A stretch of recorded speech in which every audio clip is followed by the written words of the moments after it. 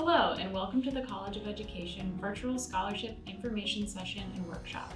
In this video, we will review the PSU Graduate Scholarship Application and College of Education specific components. We will also review frequently asked questions and important tips. At times, the application can seem daunting, but we hope this video will provide answers to your questions and the confidence to submit your completed scholarship application by the deadline on February 1st. The video is organized by chapters that correspond to sections you'll encounter in the scholarship application. This way, you can skip to specific chapters that are of most interest to you.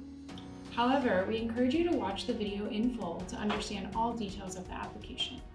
In Chapter 1, we will review the general application information, which is primarily contact information and demographic details. In Chapter 2, we will talk about the financial aid information section, including what information to include from your FAFSA or student budget worksheet. For Chapter 3, we will discuss letters of recommendation. Chapter 4 deals with the section specific to the graduate school, including graduate tuition remission awards. This section can be tricky, so please stay tuned for Chapter 4. Chapter 5 focuses on specific scholarships through the Office of Student Financial Aid, which include a few specific essays. Next, we will spend the bulk of this video on Chapter 6 to review the College of Education section, which covers most of the essays you will be writing. If you watch any chapter of this video, it should be Chapter 6. Lastly, Chapter 7 deals with final notes and information about how you will be notified regarding scholarship awards. Before we dive into Chapter 1, let's get started with a few more introductory details about how to navigate to the application itself. You can access the scholarship application from a few different places, including the College of Education's website or the Scholarship Office's website. After clicking on the link, you'll be prompted to log in or create an account to the application portal.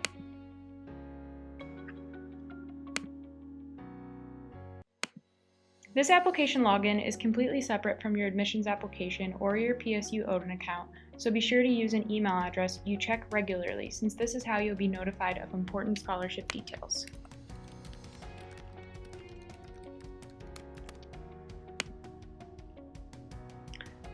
After logging in or creating an account, you'll choose the 2020-2021 PSU graduate application.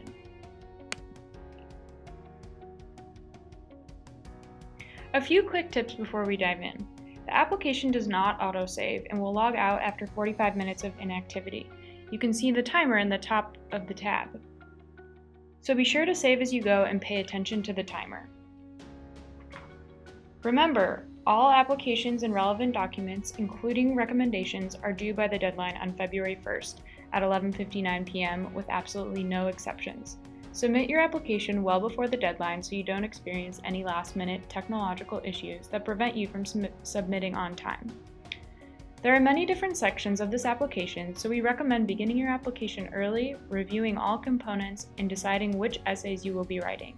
Then you can work on the essays in a word processing software and review grammar, spelling, and word count before copying and pasting into the application portal. Now, let's get started.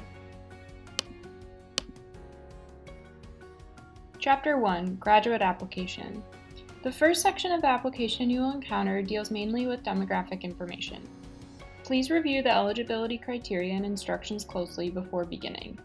Then be sure to fill out this section as completely as possible, since it will help ensure you are considered for all scholarships that you may be eligible for. In addition, ensure that items completed in this section, like name and address, match your program application information. Include your PSU ID number if you have one, or simply leave it blank if you don't.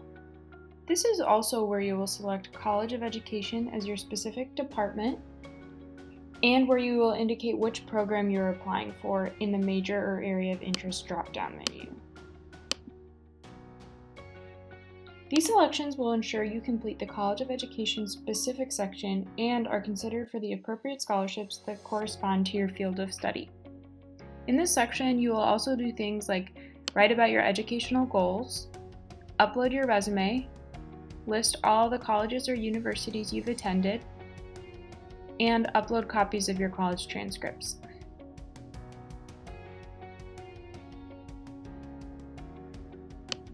Chapter 2, Financial Information. The next section of the application is regarding financial information. Please complete this section as fully as possible, even if you're not sure if you are applying for financial need-based scholarships. Each scholarship has varying criteria, so we recommend filling out this section regardless of your financial situation. If you completed a 2020-2021 FAFSA application, please include your expected family contribution, or EFC, to be eligible for the graduate school scholarships. We'll talk more about this in Chapter 4. If you do not complete the FAFSA, please fill out the student budget worksheet.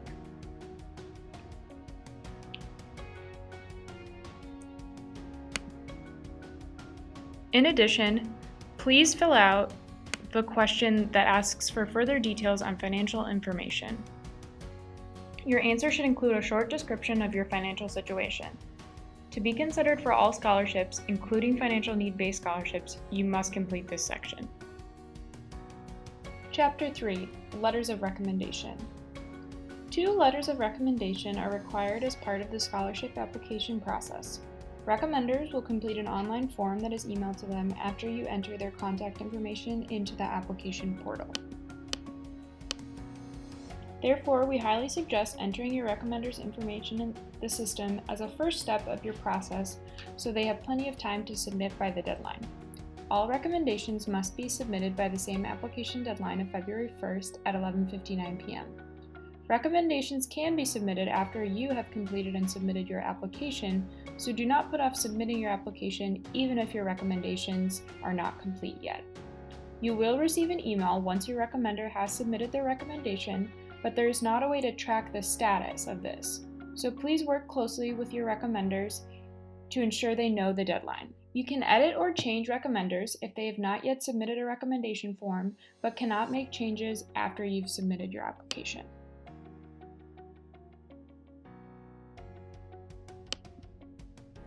Let's talk a little bit more about recommendations. People often ask, who's an appropriate recommender?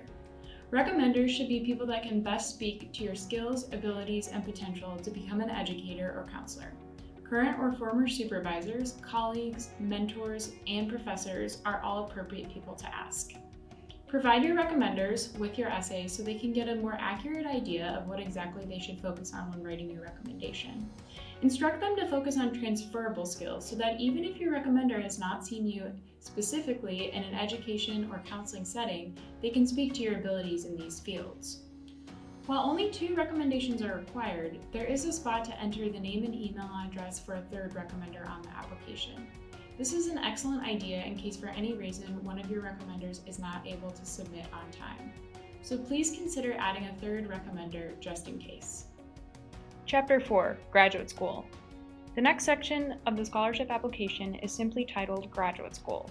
This is because everyone applying for specific graduate program scholarships can also be considered for PSU-wide graduate scholarships.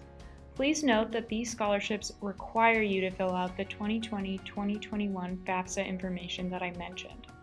The first essay listed in this section is the one that will allow you to be considered for up to 4 PSU-wide scholarships or tuition remission awards.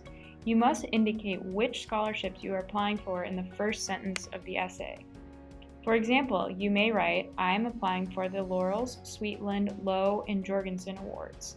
The full scholarship name is not required, but readers must be able to identify which scholarships you are referring to. You may indicate that you are applying for all of them, but again, you must state that in the first sentence explicitly.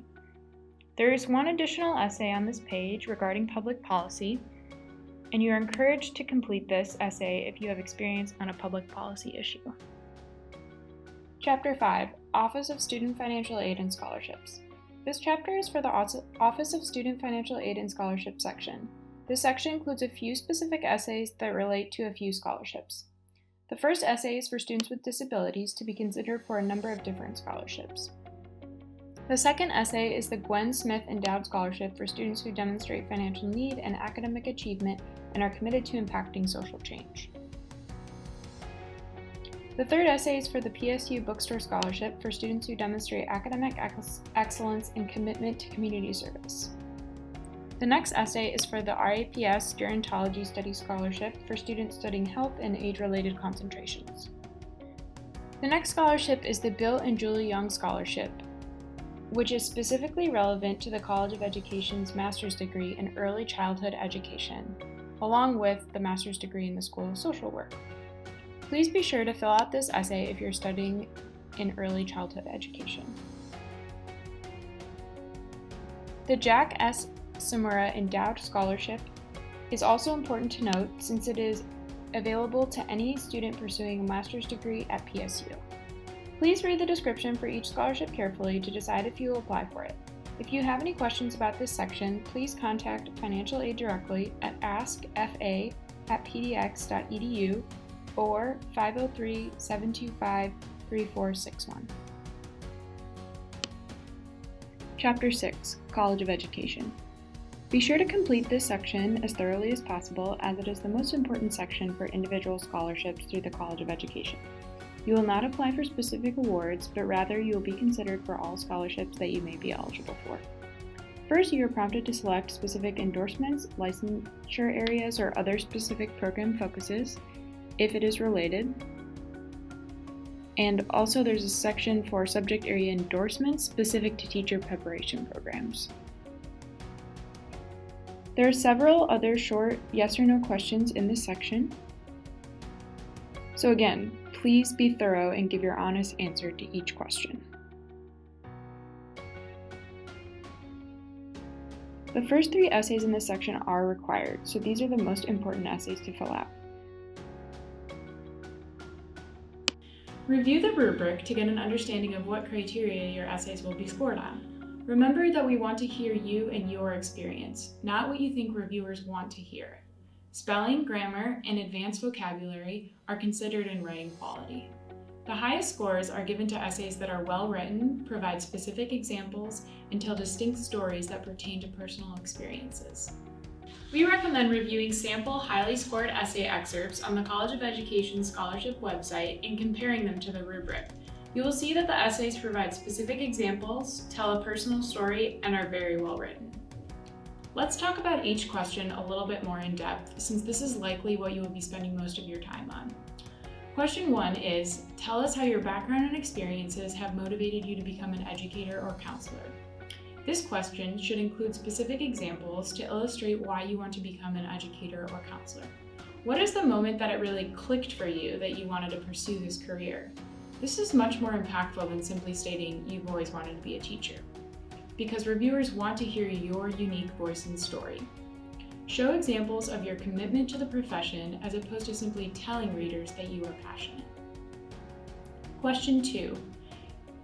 What are some plans you have to affect change in your chosen field? How would you incorporate principles of sustainability, ecological, social, and cultural into your practice? This question is asking you to expand on any ideas you have on your future profession and how you would put them into practice in your field. Sustainability can refer to many different things, so interpret this for how it makes sense to you. For example, sustainability does not have to necessarily relate to environmental implications, but rather how would a practice you plan to implement be sustained for a longer period of time or create lasting change for a student.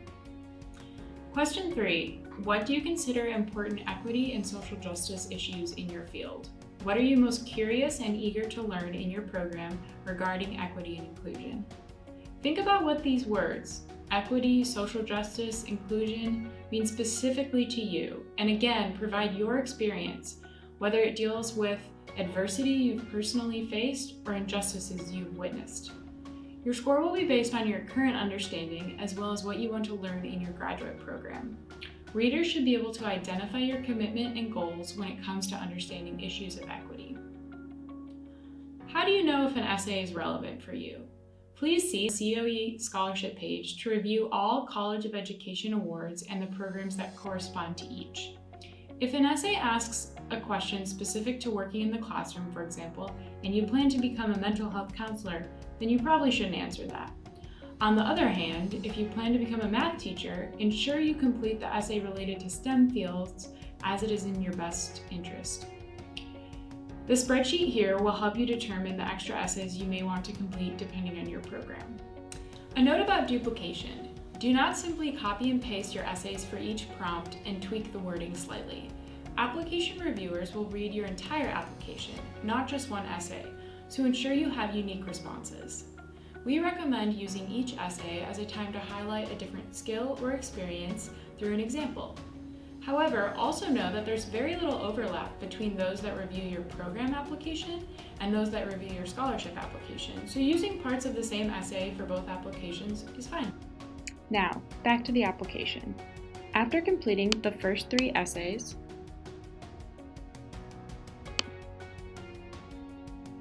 you will see several other essays, so again, please read each essay criteria carefully before deciding if you will complete that essay.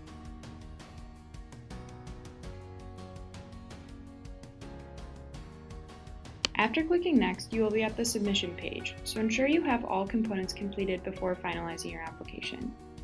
The application will actually not allow you to submit if you are missing required fields. It will help identify which fields you still need to complete. But once you complete all these missing fields, you will be able to submit your application. Most importantly, after completing all parts of the application, do not forget to hit submit by February 1st at 11:59 p.m. Pacific Time. Once you hit submit, you will not be able to make changes to your application. However, you will still receive emails about your recommender's submission status. Consider printing your submission page or full application as confirmation that you have completed the application. Chapter 7, Final Notes and Notification Details. After submitting your application, you will receive a confirmation email during the first week of February informing you that your application is under review. Scholarship award notifications from the Financial Aid Office will begin in late March and may extend to May.